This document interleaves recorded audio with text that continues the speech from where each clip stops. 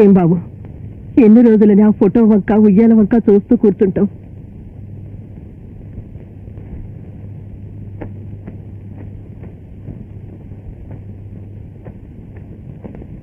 ఆగరా!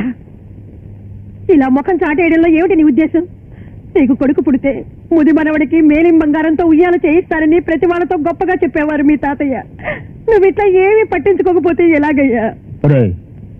ఎంతో మందికి ఇంట్లో భార్య ఉన్నప్పటికీ బయట ఇంకొద్దని ఉంచుకుంటున్నారు. మేము నిన్ను అలా చేయమన్నామా? మల్లేశ్వరికి ఇచ్చిన మాట ప్రకారం ఉయ్యాల వేయడానికి ఒక బిడ్డ కావాలరా.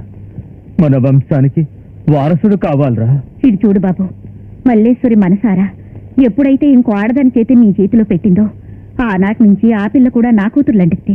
ఇప్పుడు నేను కూడా చెప్తున్నాను, మనసును రాయి చేసుకుని ఆ పిల్లని వివాహం చేసుకో బాబు. విన్నావుగా, మల్లేశ్వరి మీద నీకున్న ప్రేమ నిజమే అయితే ఈ పెళ్లికి ఒప్పుకొని తీరాల్సిందే.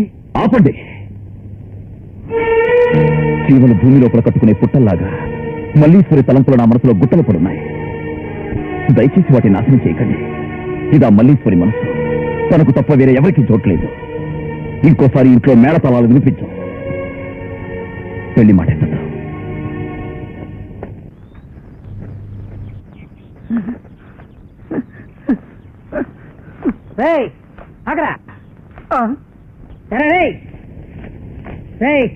ఏంట్రా ఫలాలుతున్నావు? కళ్ళలో కన్నీదేంట్రా? ఎప్పుడైతే మల్లేశ్వరం గారి మాటకి గెలిగిపోయిందో అప్పటికి ఇంట్లో నాకు చోట్లేదు. నేను వస్తానండి. అగరా, సంతోషంలో మనకు భాగం పంచుకున్నావు, కష్టాలు వచ్చినప్పుడు వదిలేసిపోతుంటావు. రెండులోనూ భాగం పంచుకోవాలి. ఆడేరా మనిషి అంటే నువ్వేంటి, మనిషివా జంతువే? మనిషి లోపల భయంగా ఉండే నిన్ను చూస్తుంటే. నన్ను చూసి నువ్వు భయపడుతుంటావా? నిన్ను చూసి నేను భయపడుతుంటే. మా బాబు చేసిన తప్పుకి నువ్వేం చేస్తావురా? జరిగినంత మర్చిపో. ఇవాటి నుంచి నువ్వు నేను ఫ్రెండ్స్. No brother. తమ్ముడు. తమ్ము. ఏందిరా నిన్ను బాగా తెలుసుకునేందుగా ఎప్పుడు పరిచారు? శివపదిరా? అది నా చిరుతిండి మూట. నీ దుంపదగా చిరుతిండి గ్యాప్ లేకుండా తిన్నా ఓ సంవత్సరానికి సరిపడేలాగుందే. అట్టానికి నువ్వు దానిలోనే ఖాళీ చేస్తావా? తమ్ముడు, అదట్ట ఉంచు. దారికి 20 వేలు మనం సంతోషపరచాలా. మళ్ళీ శ్రమ మాట ప్రకారం మోగిని మేళ్ళలో ఆయన చేత తాళి కట్టించాలా. అదేరా మన బాధ్యత. ఏమంటావు నువ్వు? అట్టగన్నా ఏంట్రా పెట్టా నా కాలు మీద వేసావా? సంతోషంలో వేశాను. నేను సంతోషంలో వచ్చాను.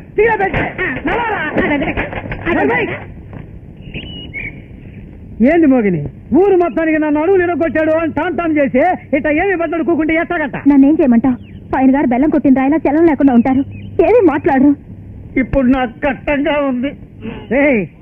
కట్టంగా ఉంటే దూరంగా వెళ్ళి కూర్చుని కట్టబడు. తొందరగా వెళ్ళు. పాపడికి బెదరు. ఆయన మాట్లాడినంత మాత్రాన మనం వదిలేస్తే ఎత్తగంట.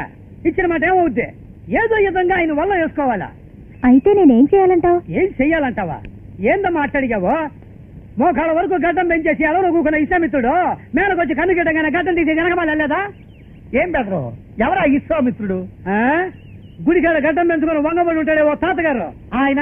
మరి మేనకో మేనకీదులో చిప్పుడు చుట్టేసుకొని కోకుంటూ ఉండదే ముసల్దే. అది ఓహో చక్కని సామెత. ఏంది సామెత? ఎందుకురా నువ్వు ఇతరాన్ని పురాణాన్ని అన్నింటినీ అవమానపరుస్తావో? అతను రాసిన వేమన కవి ఎంత బాధపడతాడు. ఆయన నా కళాసు పెట్టేగా సరి చెప్పుకుంటాడే. వేమన కవి నీ కళాసు మేట. ఏది పెట్టే సందిస్తే కాలే పెట్టేటంది. చూడు మోహిని, రేపు రామపురం జమీందారు గారు వాళ్ళ అమ్మాయిని మన అయ్య గారికి ఇచ్చి 2వ సంబంధం చేయడానికి వస్తున్నారు. నువ్వేం చేస్తావో ఎట్లా చేస్తావో నాకు తెలియదు. ఈ పెళ్లి జరగకూడదంతే. ఏంటది? సంబంధం కోసం వస్తున్నారా? ఈ మోహిని దాటి భార్గవరాయుడు వాకిట్లో ఎలా కాలు పెడతారో నేను చూస్తాను.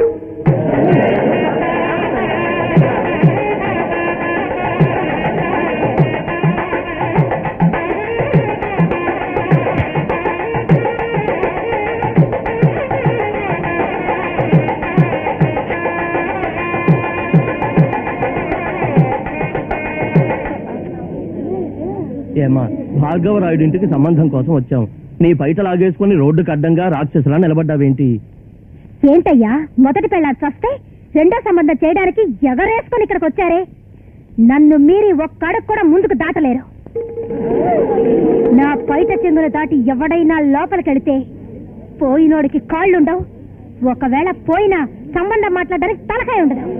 ఏమిటయ్యా ఇది? దీని మాటలు చూస్తే భార్గవరాయుడు గారు ఉంపుడు గతలు కనబడుతుందే.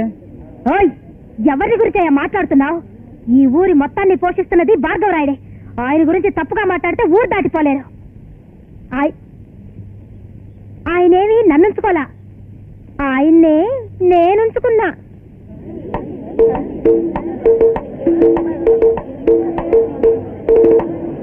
భార్గవరాయుడు ఏదో మంచివాడు అనుకున్నాం. అమ్మో, ఇంత ముండల ముఠాకురన్నమాట. ఇంకా ఏంటయ్యా చూస్తారు? పదండి పదండి.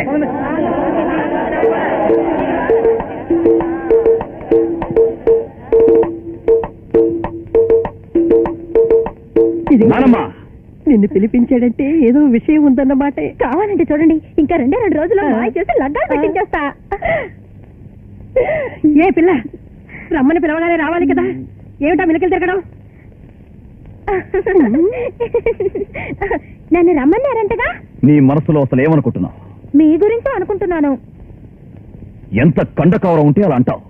బజార్లో నిలబడి 10 మంది ముందు నా గౌరవాన్ని మంట కలిపావే, సిగ్గులేదు? లేదే, మీకు 10 మంది పిల్లలు కంటానికి నేను సిద్ధంగా ఉన్నాను. నేనెందుకండి సిగ్గుపడాలి? అది జన్మలో జరగదు. నేను కానీ చూపిస్తాను. నానమ్మ, లోపలికండి. ఇటు చూడు, మల్లీశ్వరిని తప్ప వేరెవరిని పొరపాటును కూడా ముట్టుకోడి భార్గవరాయుడు, అది తెలుసుకో. మీరు కూడా నా మనసులో ఉన్న మాట తెలుసుకొని తీరాలి. మల్లేశ్వరమ్మకి ఇచ్చిన మాట నెరవేర్చడానికే నేను మీ వెంట పడుతున్నాను బాబు. నాతోనే వాదిస్తావా? నీతో మాట్లాడడానికి సిద్ధంగా లేను. బయటకెళ్ళు. ఇక నీ మొహం కూడా నాకు చూపించుకో, పో. వెళ్తాను, కానీ ఒక్క మాట మీరు వినండి. తెల్లారు లేస్తే ఏ ఒక్క నిమిషం నా మొహం చూడకుండా మీకు జరగదు. ఇది నిజం కాకపోతే నా పేరు మోహినియే కాదు. దానికి ఆయన ఏమన్నారు? ఆయనేం చెప్తారు? ఆయనకు వచ్చిన కోపానికి రక్కేశారా? లేదయ్యా. పీక నొక్కేశారా? అలాంటిది ఏమన్నా జరుగున్నా ఆయన చెయ్యి నా మీద పడిందని నేను సంతోషపడేదాన్ని. ఆయనకి నాకు ఇక పొత్తు కుదరదయ్యా. అప్పుడు ఇక అందులో నువ్వు దూరుతావనే పంజీ, నీ సంగతి నాకు తెలుసునే. ఆయన నాకు దక్కుతారనే నమ్మకమే పోయిందయ్యా. అందుకనే పట్టుదల వదిలిపెట్టద్దని మన చిన్నబాబు గారు, నానమ్మ గారు నీతో ఒక మాట చెప్పినామని పంపారు. ఏంటయ్యా ఆ మాట? నా మనవాడిని ఎవరు లొంగ దిగినారు, అట్లోకి గద పట్టుకున్నట్టు, దేవుడు ధనస్సులో పట్టుకున్నట్టు నీ చేత్తో ఏదో ఒకటి పట్టుకోమని బొచ్చ పట్టుకుని నేను అడుక్కోమన్నారు. స్వరతాల కిందలు గాడితే చూడు మోహిని, ఓ మాట చెప్తాను. సావిత్రి పోరాడినట్లు, సీత ఓర్పు వహించినట్టు నీకు ఇది పరీక్షలాంటిదని చెప్పేసి రమ్మన్నారు. నేను సావిత్రిని కాదు, సీతని కాదు. ఈ మోహిని ఏం చెయ్యాలనుకుంటే అదే చేస్తుంది. అది చాలా చిన్న విషయం. చిన్న విషయమా? అదే తాత మనకిచ్చిన పుస్తకంలో ఉంది.